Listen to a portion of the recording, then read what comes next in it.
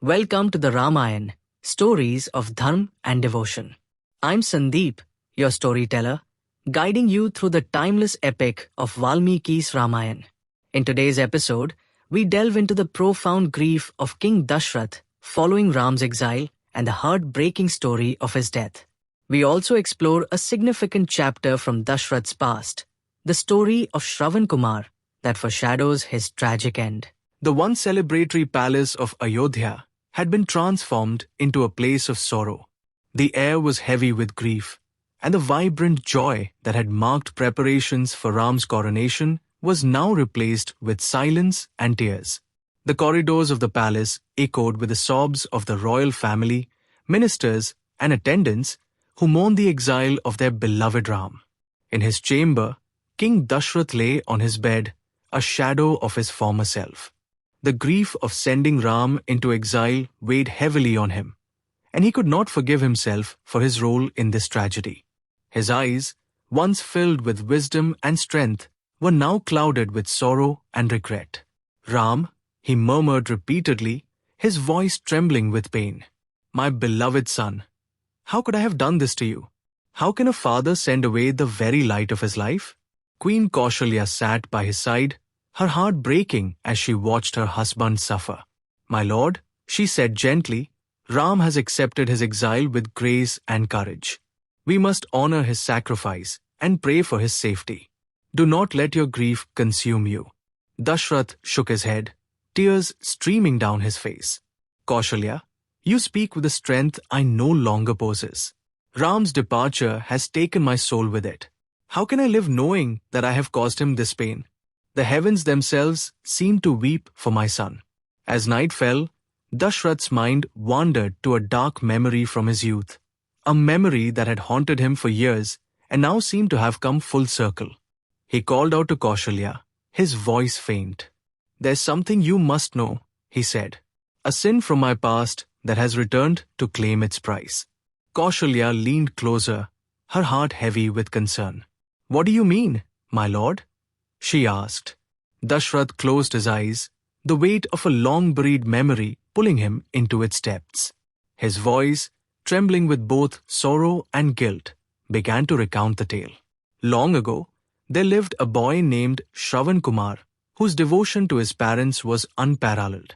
Both of his parents were blind, and Shravan, though just a young boy, took it upon himself to care for them with unwavering dedication. Every moment of his life was spent ensuring their comfort and happiness. Despite the heavy burden of household chores, he never faltered. He fulfilled their every desire with a sense of eagerness and love that was extraordinary. One day, his parents expressed a deep yearning to go on a pilgrimage to visit sacred places. They wanted to experience the divine through touch, sound, and the blessings of holy sites.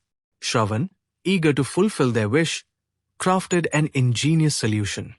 He built a balance-like contraption, a large bamboo yoke with baskets on either side. He carried his parents on his shoulders, enabling them to travel comfortably despite their frail condition.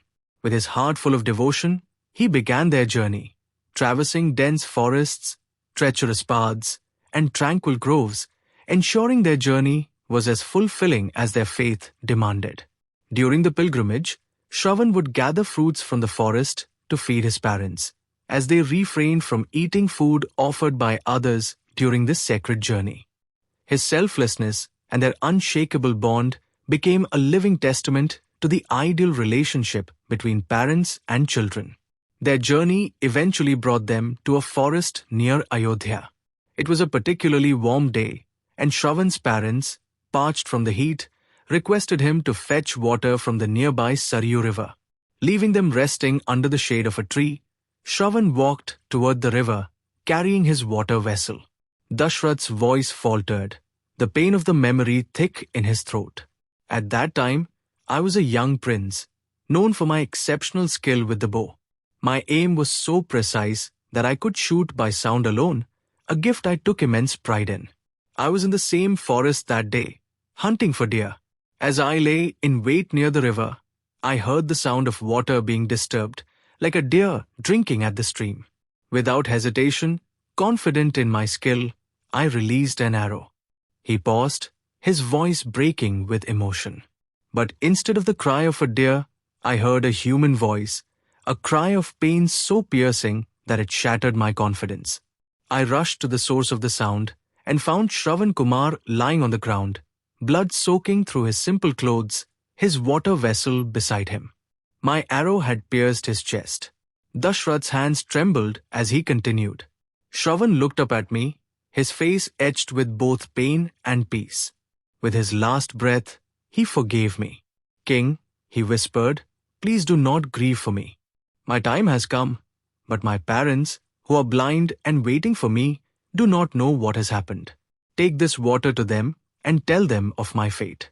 Assure them I have gone to a better place, where I will wait to serve them again in heaven. Dasharath paused, his eyes brimming with tears. I pulled the arrow out of his chest, knowing I could not save him. With my heart heavy with remorse, I carried the water to his parents and told them what had transpired. They listened in stunned silence before their grief erupted like a storm. Their cries echoed through the forest, the weight of their loss unbearable. Dasharath's voice became softer, tinged with regret. They refused to drink the water.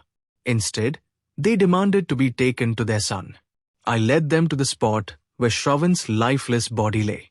They wept over him, their cries shaking the very trees around us.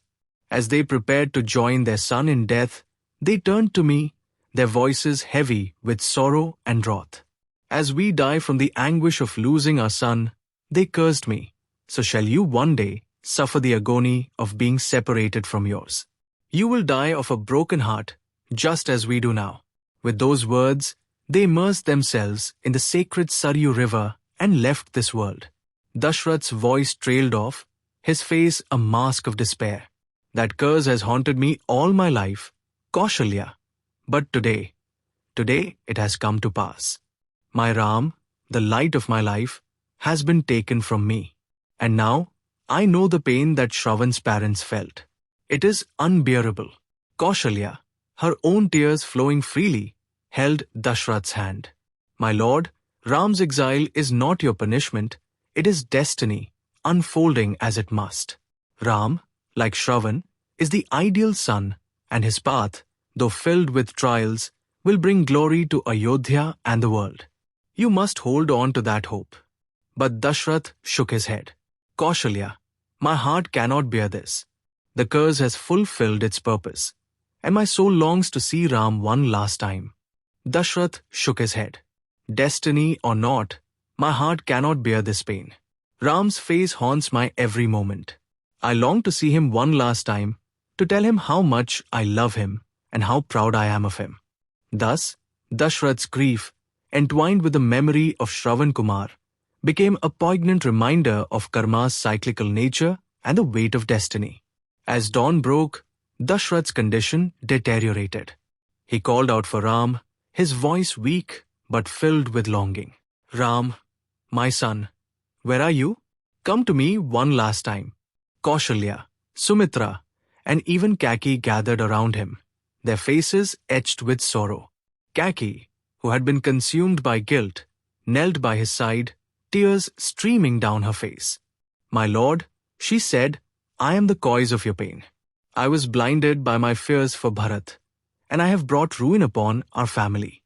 Forgive me, for I cannot forgive myself. Dasharath turned his weary eyes toward her.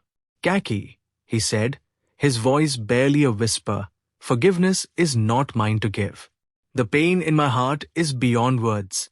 I pray that the gods guide you to understand the gravity of your actions. As the sun rose higher in the sky, Dasharath's breathing grew shallow. He looked toward the heavens, his lips moving in prayer. O gods, he murmured, grant me the strength to bear this pain, or take me to Ram. I can no longer endure this separation. With one final sigh, Dasharath's soul departed his body, leaving behind a kingdom in mourning. The people of Ayodhya lit lamps and gathered in temples, their prayers rising like a collective cry to the heavens. The loss of their beloved king was a wound that would take years to heal. Thus, the life of Dasharath, A king who ruled with wisdom and love came to a tragic end. His death was a testament to the depth of a father's love and the irreversible consequences of choices shaped by destiny. In our next episode, we will explore how Bharat reacts to the news of his father's death and Ram's exile, and the journey he undertakes to bring his elder brother back to Ayodhya. Join us as we continue this epic saga of love, sacrifice, and Dharm. Thank you for listening to the Ramayan stories of Dharm and devotion. Please share this podcast with friends and family to keep these timeless tales alive. While we may not know exactly what happened, this eternal story of the Ramayan serves as a guide for how we conduct ourselves in our day-to-day lives. Until next time, may the light of Dharm guide your path.